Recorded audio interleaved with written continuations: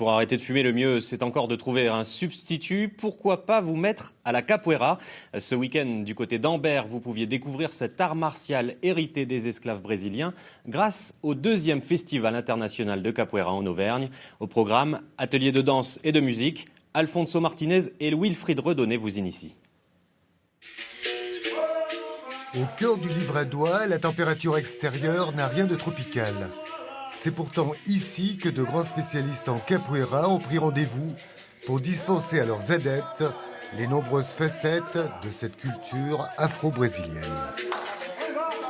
Ils devaient s'entraîner physiquement contre les Portugais, le dominant qui était au Brésil. Ils disaient, mais qu'est-ce que vous faites? On fait une danse. En fait, c'était une danse, mais physique pour s'entraîner. Il faut qu'un juge espérait se rebeller pour avoir leur liberté.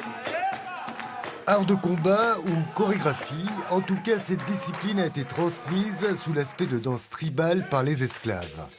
Mais la capoeira exprime avant tout une vision du monde, une éthique, avant d'être un sport de combat.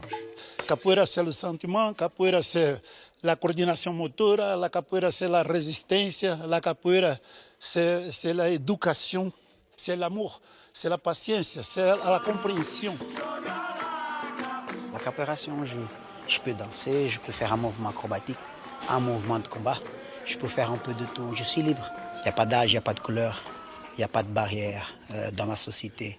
La barrière, c'est on y va, on essaye, je t'aime, on y va. Même que tu ne m'aimes pas, on y va, parce que je vais m'amuser avec toi. Et puis vient l'heure tant attendue de la roda, un cercle rituel dans lequel maîtres et disciples, accompagnés par le son des instruments traditionnels, échangent leur savoir. On va formuler une question à travers un mouvement, une attaque, et la personne en face va nous répondre avec une esquive, et ainsi de suite. Danse ou combat, combat ou danse, la capoeira joue aujourd'hui un rôle de résistance et de mémoire pour ce Brésil aux accents africains.